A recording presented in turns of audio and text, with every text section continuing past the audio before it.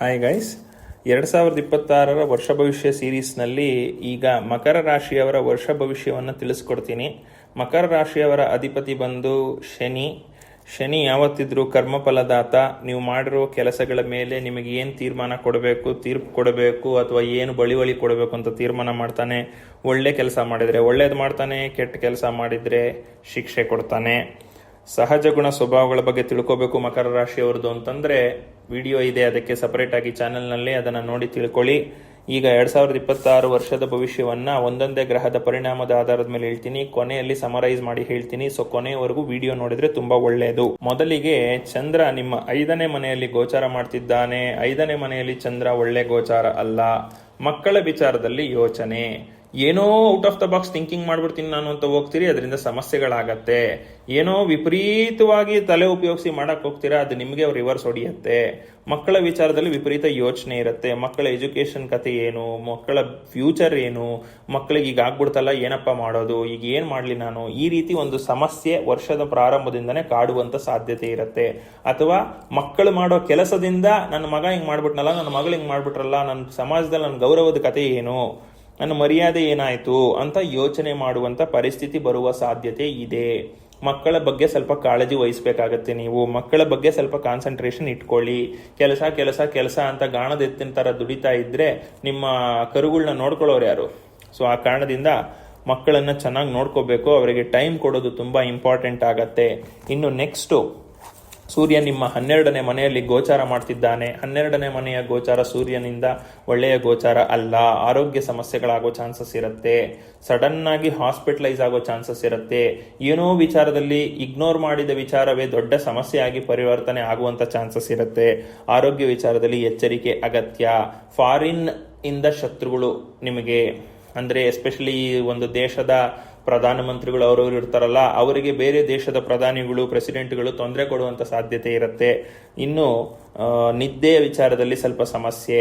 ಹಾಸ್ಪಿಟಲ್ಗೆ ಖರ್ಚು ಮಾಡುವಂತ ಚಾನ್ಸಸ್ ಇರುತ್ತೆ. ಏನೋ ಒಂದು ದೇಹದಲ್ಲಿ ಊನ ಆಗುವಂತ ಚಾನ್ಸಸ್ ಇರುತ್ತೆ.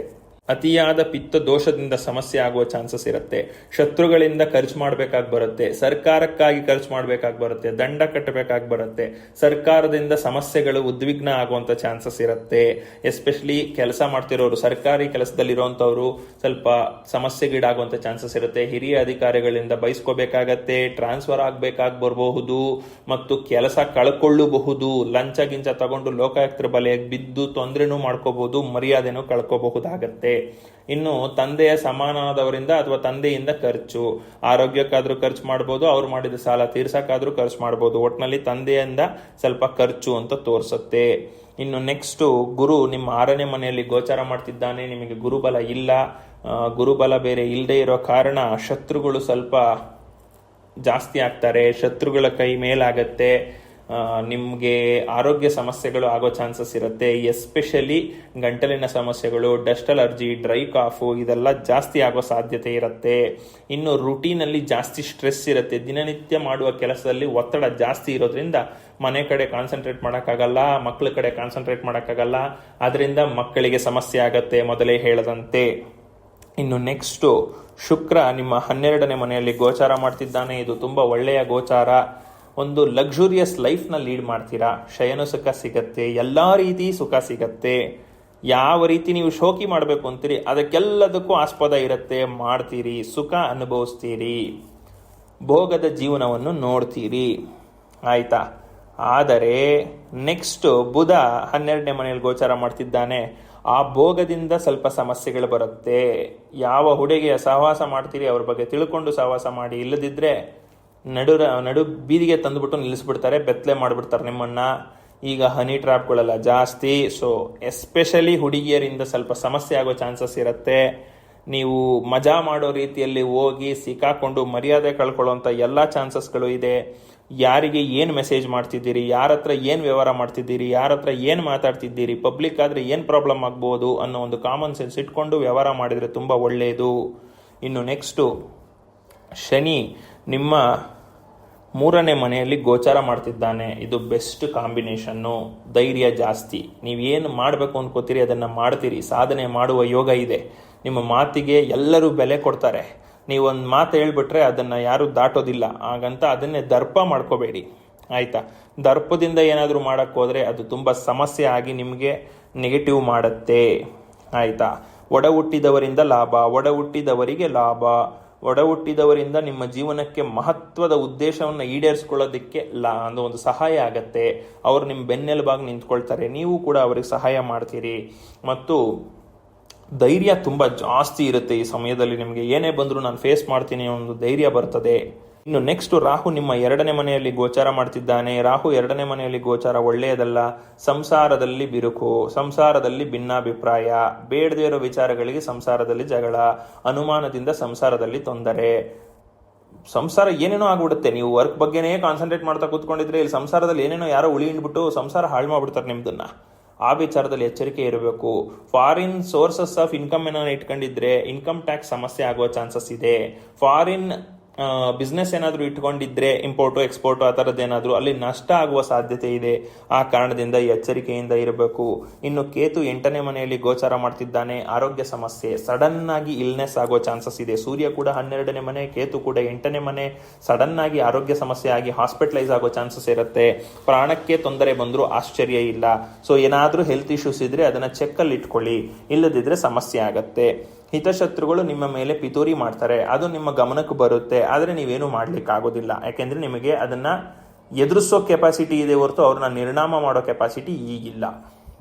ಅದು ಮುಂದೆ ಆಗತ್ತೆ, ಆ ಕೆಪಾಸಿಟಿ ಮುಂದೆ ಬರುತ್ತೆ. ಸೊ ಈಗ ತಿಳ್ಕೊಂಡು ನಿಮ್ಮ ಸೇಫ್ಟಿಯನ್ನು ನೀವು ಮಾಡ್ಕೋಬೇಕಾಗತ್ತೆ. ಇನ್ನು ನೆಕ್ಸ್ಟ್, ಕುಜ ಕೂಡ ನಿಮ್ಮ 12ನೇ ಮನೆಯಲ್ಲಿ ಗೋಚಾರ ಮಾಡ್ತಿದ್ದಾನೆ. ಸುಖಕ್ಕಾಗಿ ಜಮೀನುಗಳನ್ನೇ ಯಾರಿಗೋ ಬರ್ಕೊಟ್ಬಿಡುವಂಥದ್ದು, ಯಾವುದೋ ಒಂದು ಅಫೇರ್ ಆಗಿ ನಿಮ್ಮ ಆಸ್ತಿಗಳನ್ನ ಅವ್ರಿಗೆ ಬರ್ಕೊಟ್ಟು ಬಿಡುವಂಥದ್ದು, ಮರ್ಯಾದೆನೂ ಕಳ್ಕೊಂಡು, ದುಡ್ಡು ಕಳ್ಕೊಂಡು, ಆಸ್ತಿನೂ ಕಳ್ಕೊಂಡು ತೊಂದರೆಗೀಡಾಗುವಂಥದ್ದು.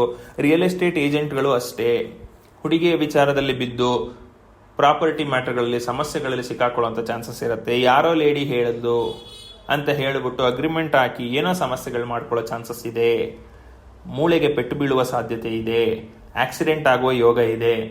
ಸಡನ್ ಆಗಿ ಬೆಂಕಿ, ಶಾರ್ಪ್ ಆಬ್ಜೆಕ್ಟ್ಸು, ಕಬ್ಬಿಣದಿಂದ ತೊಂದರೆ ಆಗೋ ಯೋಗ ಇದೆ. ಸೊ ವಾಹನ ಚಲಾವಣೆ ಮಾಡುವಾಗ ಕೇರ್ಫುಲ್ ಇರಿ, ರೋಡ್ ಕ್ರಾಸ್ ಮಾಡುವಾಗ ಕೇರ್ಫುಲ್ ಆಗಿರಿ.